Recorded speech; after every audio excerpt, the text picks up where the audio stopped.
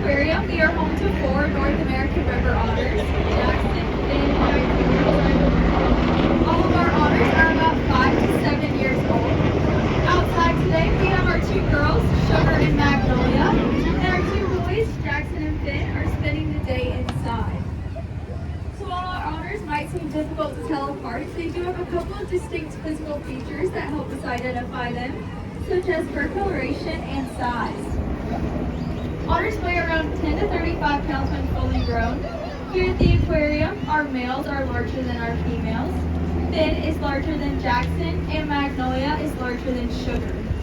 And if I could ask everyone to do me a big favor and step back from that rail and along this rail back here, we have some of our trainers coming out to do a session with our otters, and they get a little distracted, so if you guys could just stay back here until the session's over, then you guys are more than welcome to step back up to the class to get a closer look at the otters. Thank you guys. So, like I was saying, our males are larger than our females. Finn is larger than Jackson, and Magnolia is larger than Sugar. As their name implies, North American river otters can be found throughout North America, from the Gulfport all the way up to Canada and the Alaska. Okay.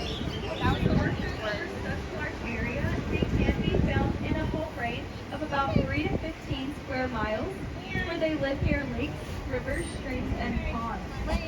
They spend about half their day in the water, swimming and hunting, and the other half of the day is spent on land, playing and sleeping. They are crepuscular, which means they're most active during dusk and dawn. So if you guys come by the habitat later today, you might find the otters sleeping in that hollow log above the deep water. These river otters have several adaptations that help them thrive both in the water and on land. They have long, sleek, streamlined bodies and web feet that help them swim in the water at speeds up to 8 miles per hour. They also have long tails, which account for about 1/3 of their total body length.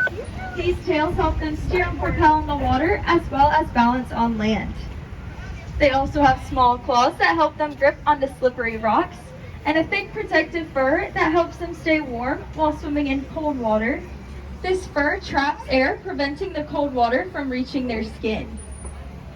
And then as you can see, these otters do have long whiskers. These whiskers are called vibrissae. And these vibrissae allow the otters to detect vibrations in dark, murky water in order for them to catch their prey. And speaking of prey, North American river otters are piscivores, which means they're carnivorous and eat mainly fish. Their diets also include crustaceans such as shrimp and crawfish, as well as turtles and sometimes even small mammals. Here at the aquarium, we feed our otters a diet of meat, shrimp, lake smelt, and trout. We also give our otters carrots and sweet potatoes for enrichment. Enrichment is anything that allows our otters to elicit natural behaviors such as foraging, hunting, and social interaction.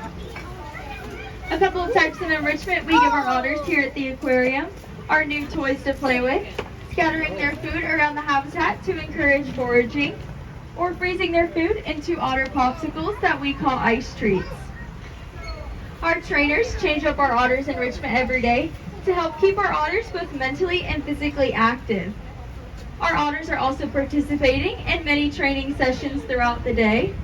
During these training sessions, we use a technique called positive reinforcement, and this is basically we ask our otters for a specific behavior.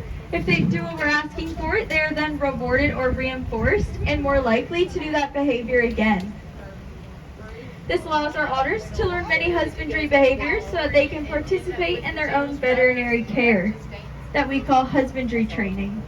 A couple of husbandry behaviors that our otters are learning right now are getting onto a scale for a weekly weight or going into a crate for a veterinary visit or a possible hurricane evacuation. With veterinary care, a constant source of food, lack of pollution and predators, our otters here do have an extended life expectancy. Out in the wild, otters live on average 8 to 9 years, while otters in human care can live up to 20 years. We are so glad that we had the opportunity to share more about our river otters with you guys today. They are native to Mississippi, so there is a lot you guys can do to help our wild river otter population, such as participating in a local beach or river cleanup, or reducing our use of plastics to help reduce that pollution in their environment. Like I said, I'll be sticking around to answer any questions you guys might have. I hope you all have a great rest of your time at the aquarium. Bye, everyone.